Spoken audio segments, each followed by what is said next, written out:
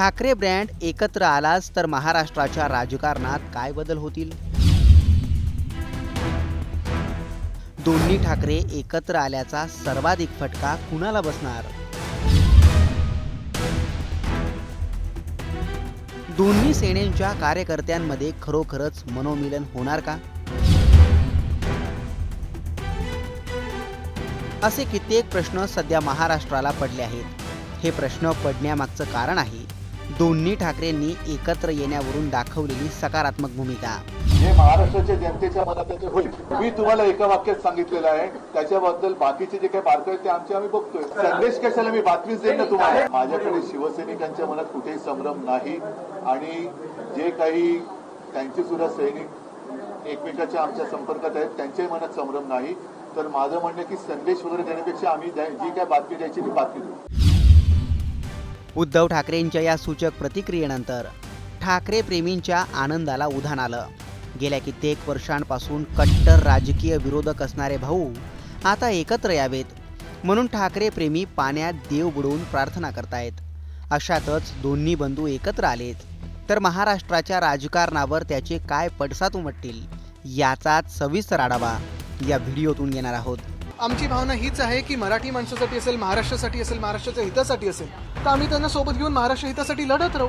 मला काही इश्यू नाही. दोन भाऊ एकत्र येणार तो मला वाटतं त्यांची इच्छा असेल तर त्यांनी फोन करावा. सोशल मीडियावर सांगून तर पुढे एक प्रकारे फोन करत नाही. काय सांगावं, फोन झाले सुद्धा असतील. उद्धवजी आणि राजजी एकत्र येऊन महाराष्ट्राची सेवा करणार असतील तर ही अतिशय आनंदाची गोष्ट.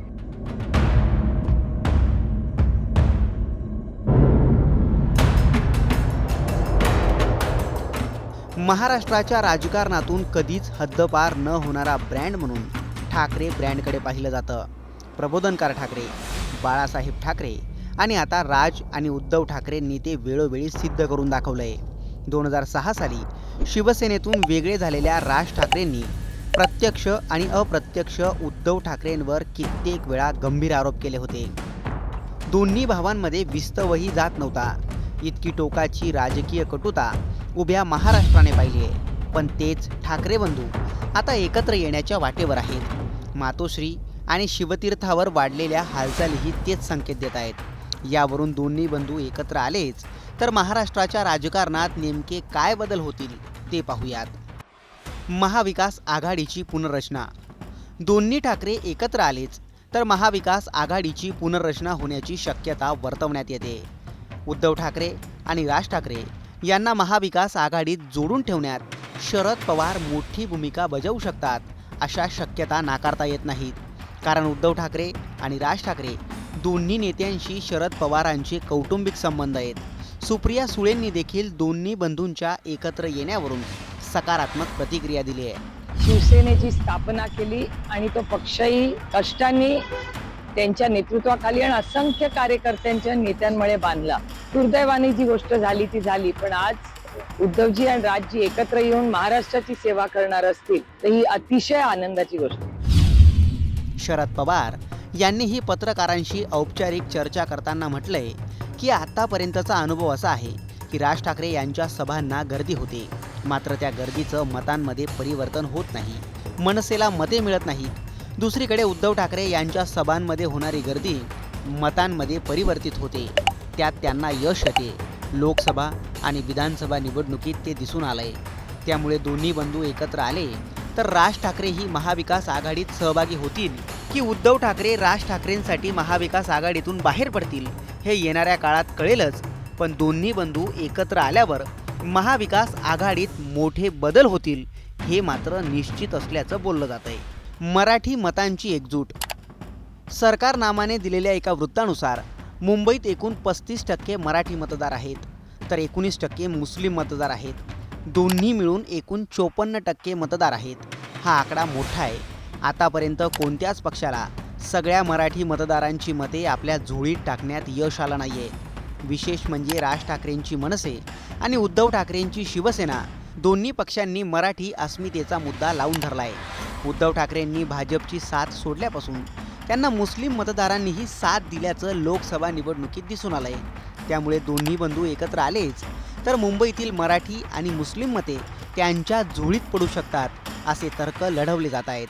भाजपला मुंबईत फटका. उद्धव आणि राज ठाकरे जर पुन्हा एकत्र आले तर सर्वात मोठा धक्का बसू शकतो तो भारतीय जनता पक्षाला. मुंबई महानगरपालिका निवडणुकीत भाजपने आपली ताकद पणाला लावली आहे, पण मराठी मतदारांची सहानुभूती जर पुन्हा ठाकरे ब्रँडभोवती गोळा झाली तर भाजपचं गणित बिघडू शकतं, अशी शक्यता वर्तवण्यात येत आहे. मुंबई हा ठाकरेंचा बालेकिल्ला. आतापर्यंत भाजपने ठाकरेंच्या मदतीनंच मुंबईत सत्ता काबीज केली. उद्धव ठाकरे भाजपपासून वेगळे झाल्यानंतर भाजपनं राज ठाकरेंशी जवळीक वाढवल्याचं दिसून आलं. लोकसभा निवडणुकीत राज ठाकरेंनी भाजपला बिनशर्त पाठिंबा जाहीर केला होता. आता दोन्ही बंधू एकत्र आल्यावर मुंबईत भाजपचं मोठं नुकसान होण्याची शक्यता आहे. पण असं असलं तरी भाजपचा कोर वोटर, मोदी शहांची उंचावलेली प्रतिमा, ऑपरेशन सिंदूरला मिळालेलं यश या मुद्द्यांवर भाजप ठाकरे बंधूंना कडवी झुंज देऊ शकतो असंही बोललं जातंय. कार्यकर्त्यांमध्ये आत्मविश्वास वाढेल.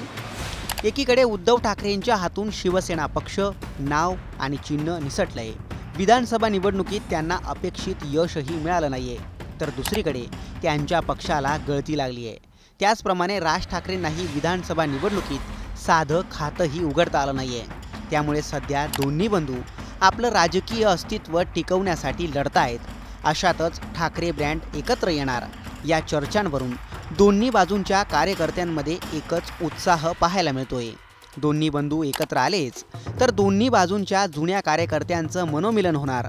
यामुळे नवीन कार्यकर्त्यांमध्येही जिंकण्याचा आत्मविश्वास वाढू शकतो असंही बोललं जातंय. याच कारणांमुळे दोन्ही ठाकरे एकत्र येण्याच्या चर्चांना उधाण आलंय. दोन्ही ठाकरे निवडणुकीत कितपत यश मिळवतील हे येणारा काळ सांगेलच, पण दोघांच्या एकत्र येण्याने महाराष्ट्राच्या राजकीय वर्तुळात पुन्हा नवीन समीकरणांचा उदय होईल हे मात्र निश्चित आहे. तुम्हाला याबाबत काय वाटतं? कमेंट करून नक्की कळवा.